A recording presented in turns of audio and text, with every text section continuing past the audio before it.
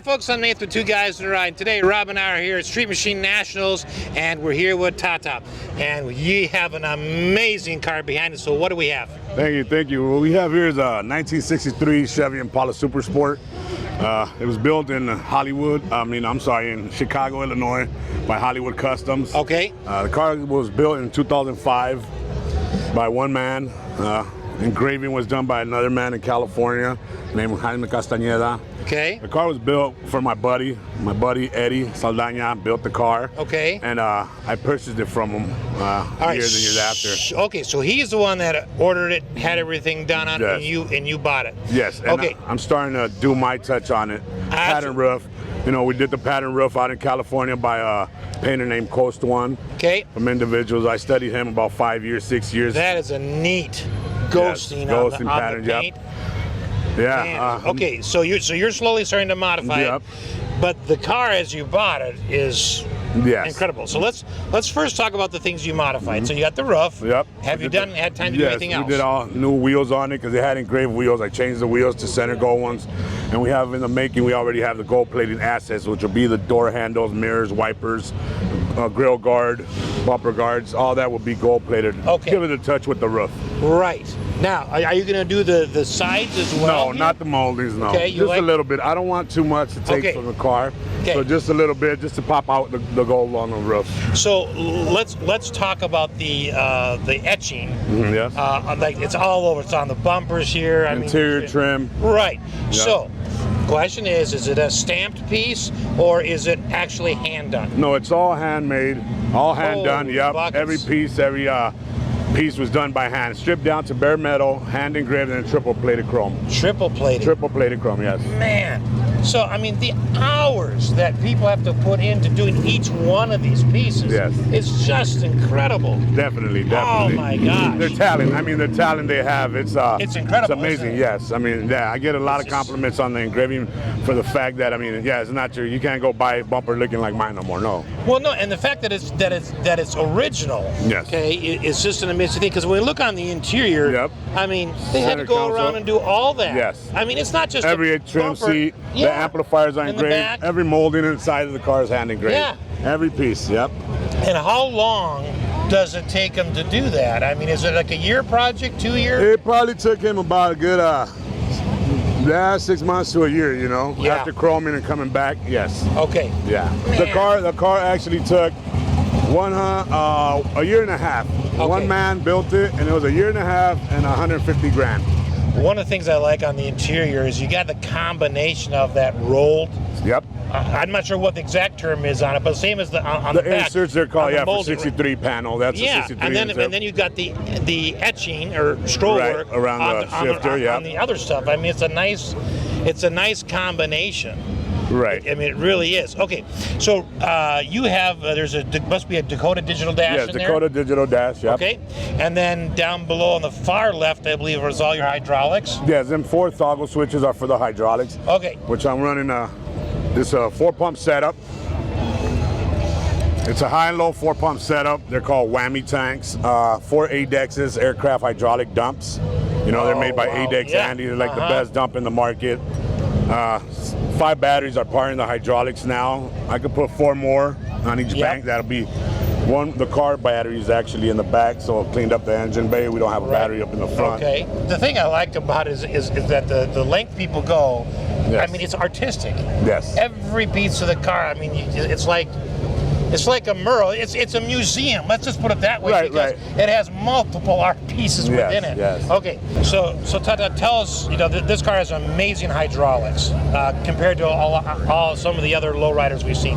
All good, but this does some amazing things. So tell us about it. Well, this 4-pump setup consists of we have 14 22 telescopic cylinders in the rear, which gives me that high telescopic cylinder, 2-stage telescopic cylinders, which will raise the bumper pretty high. It has a number 8's in the front, number 11 gears up front, the gears for the power in the front, and that is extended trailing arms, custom wishbone made by Hollywood Customs and all that. All suspension was modified, all the hydraulics by Hollywood. Man, you know, it's amazing. You know, you look at the video and you see the car up. I mean, even the back axle twists to accommodate everything. Yes, that's because of the wishbone. It's like the swivels and all that, so they don't pour. I mean, the whole frame is built. It's reinforced all around, molded. Yeah, because you got to have a wrap, like a 1/4-inch steel wrap on the frame? They use 3/8, pretty much. Okay. 3/8 is good enough. You know, I mean, convertible tops, you probably go more because maybe go more because they don't have that soft, structure. the structure. Let's talk about the engine for a minute, because you have an amazing piece of artwork up here. Yeah. So, tell us about it. Well, this is the engine. We have a 350 TPI Corvette motor, fuel injected. These came, I believe, in the 80s, 90. Okay. And out of a Corvette. And yeah, sent out to get painted, chromed out. One Hollywood custom made this intake for the air. Okay. They don't sell them like that, so he made that by hand and engraved and chromed, you know. That's the firewall. The firewall was all custom made by Hollywood as well. It's all chrome on the firewall, wiper motor, brakes. That's just amazing. I mean, air conditioning box. Not only chrome, but then you got the etching on top of it. Yes, engraving. Yeah, the engraving on it. Yeah. I'm glad you actually drive the thing. Oh yeah, no, I have to. Yeah, it's too. Cars are to be driven, huh? It's been in Lowrider magazine already. It's been in I can believe it. First place shows at Lowrider. I enjoy it. I drive it. Well, you know, I love the fact that you drive it, Tata, yes, because thank you. I think cars are meant to be driven. I mean, definitely. You've got a museum piece, but you drive it. Just takes a little more maintenance to keep it shiny and looking good, right? Yes. All right. So look at this. I mean, the etching on the front. I mean, we talked about this earlier, but even in the headlight bezels. Headlight bezels are just amazing. So, talk to us again about what you're going to do up front here now. Well, the little touches I'm going to be adding to the car, just like the gold, the headlight bezels that are engraved, the bumper guard will be gold plated. Just a little bit of touch of gold I'll be adding, not too much, not too orange, just enough to match the roof and the rims, you know. Okay. So they'll be changing it up here little by little. All right, and are you going to do anything else? I mean, you've already customized the engine parts. All right, so any more plans for that, right? I'm going to say any more plans right now. Because tomorrow, if I ask you that question, you may have a different answer. Engine bay, most likely, I don't. Once you start doing something, you keep going, and it's never ending. You know. So if I start gold plating, I don't want too much gold on it no more. Right. I think it's just for the outside engine. I love how it runs, drives. Everything's good. I'm gonna just leave it. You know what I mean? Leave it and enjoy it. Well, like we said, hopefully that's my plan. But sometimes it changes, and take it apart and redo everything again, man. Yeah. I mean, you know. You never know, do you? Yeah, you don't. So, what got you into cars in the first place?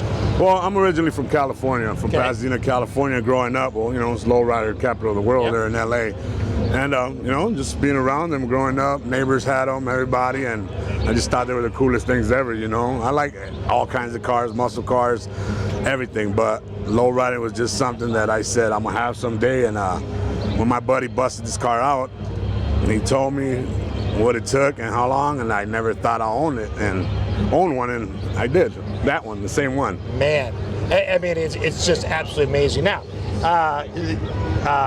as far as the paint goes, you can leave it orange? Yes. Okay. I would never paint a car orange, but this orange for some reason is like, yes. It works on this particular car. Yes. I was glad to see you brought some of your family along. Yeah, I brought my two kids, my sons. Yep. That's really neat.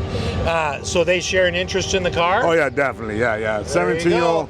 We're building one for a 17-year-old as we speak, and my little guys had custom tricycles and Taylor top strollers, custom painted and everything already. You gotta love it. Oh yeah. Starting young. Oh yeah. That's gotta be a great feeling as a dad. Oh, it is. Huh? It is.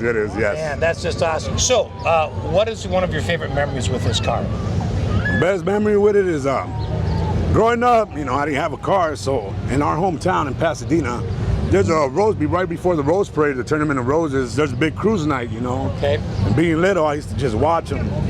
Well, it's been 2 years in a row that I bring this car with my family now and cruise it down my city, and that's the greatest feeling, isn't it? Oh yeah, just my hometown. Even though I live here now in Minnesota, I brought the car down there 2 years in a row with my family and cruised down the boulevard with the rest of the cars. And that was the best feeling I've had. That's just, I'm so glad that you involved your fan with that. It's really neat.